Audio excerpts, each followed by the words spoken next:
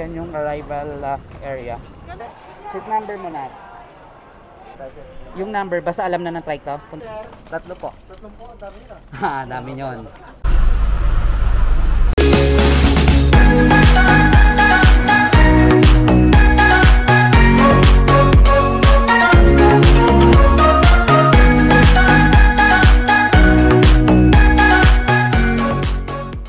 Hey mga kalaks, thank you for visiting my YouTube channel. If this is the first time that you watch any of my vlogs or any of my videos, please consider subscribing and hit the notification bell para you will be updated every time that there's a new video upload in my YouTube channel. Welcome to Boracay!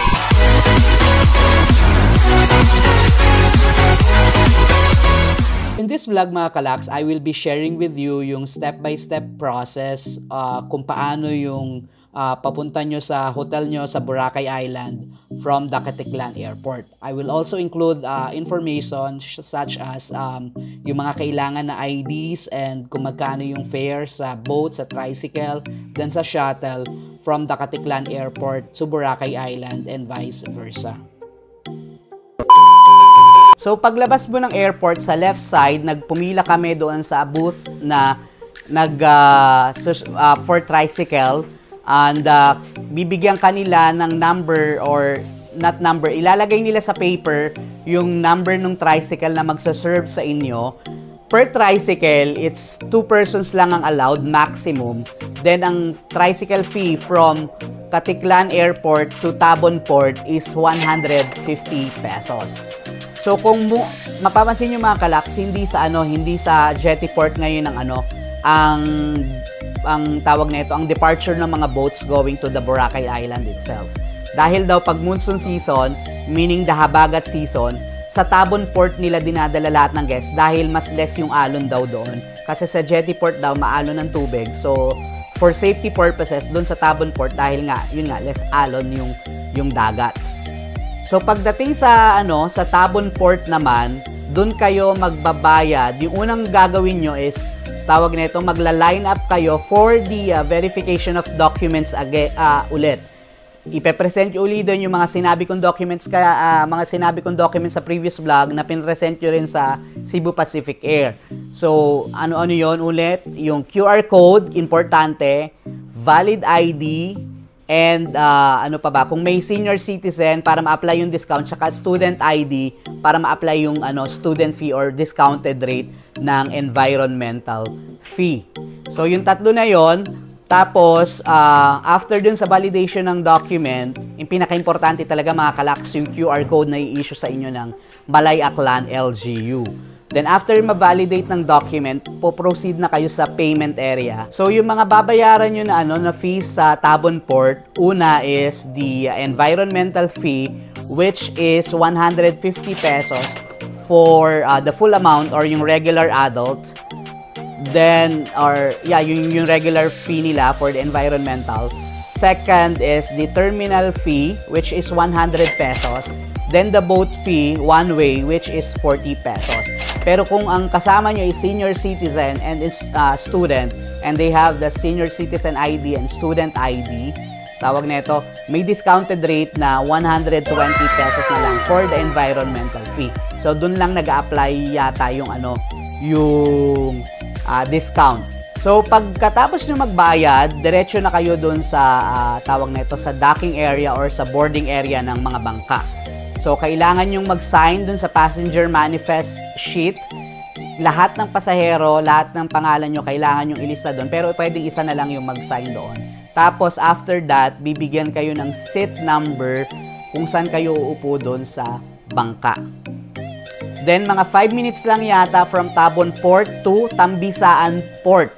So dati yung mga pumupunta ng Boracay, kung hindi sa monsoon season, hindi southwest monsoon season or yung habagat season, ang direksyon ng bangka is from Jetty Port. Ang direksyon ng bangka is from Jetty Port going to Cagban. Pero kapag habagat season, it's Tabon Port going to Tambisaan Port. So doon yung docking area ng mga bangka kung habagat season.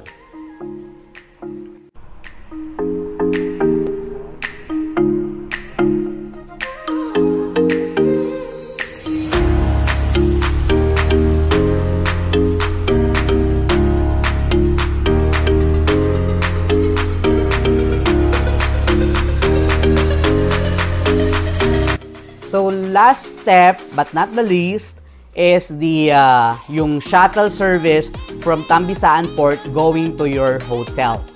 So, katulad namin, from Tambisaan Port, nag-rent kami ng shuttle or ng multicab ba yun? Or e-trike, parang ganon.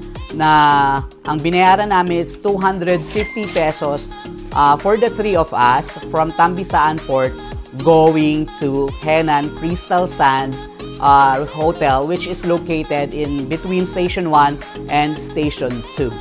So, to recap mga kalaks, ito yung mga binayaran namin from the airport going to the hotel. 150 pesos for the tricycle from Caticlan Airport to Tabon Port.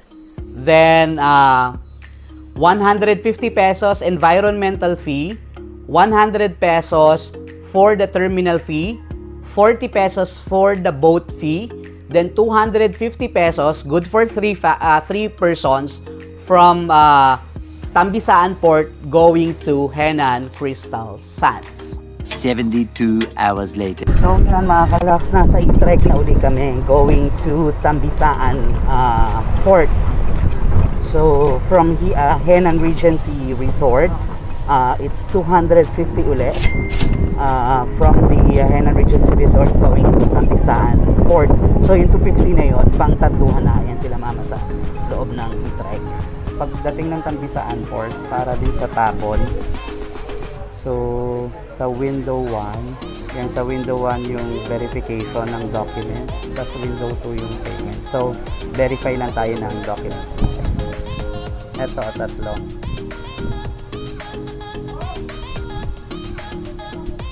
Dalawa.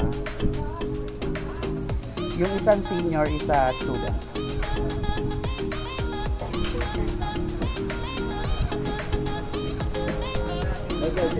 Ha? Card? Wala. Kami na. Going to Caticlan Airport ba? Caticlan. 100 sir, include na po yung boat, terminal at saka tricycle hanggang airport. Okay. Ano na yan? Discounted for... May senior kami. Senior. Oo, saka student. Tatlo. Isang senior, isang student. Isang senior, isang student. Kailangan yung ID? Hindi na po.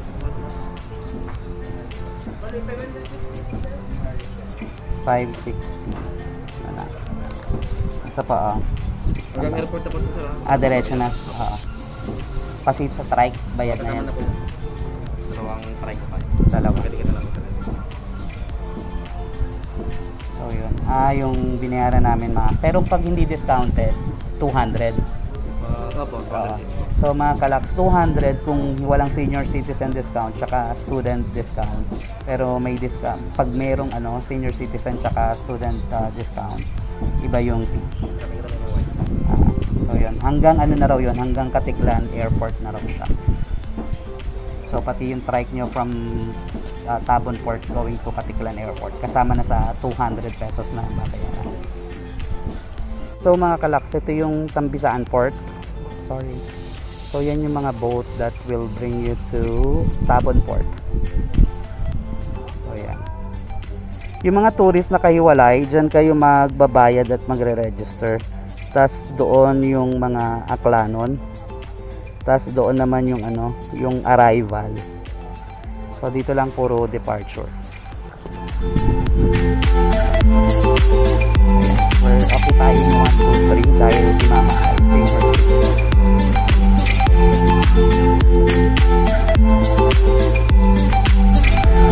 Sila Mama.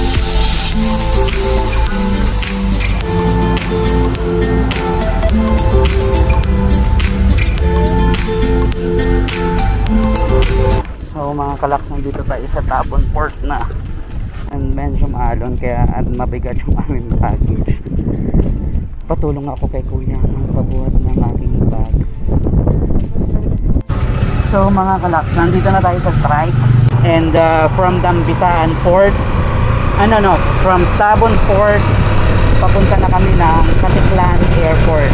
So yung strike ride kasama na dun sa binayaran natin sa Tambisaan Port kanina na 200 pesos.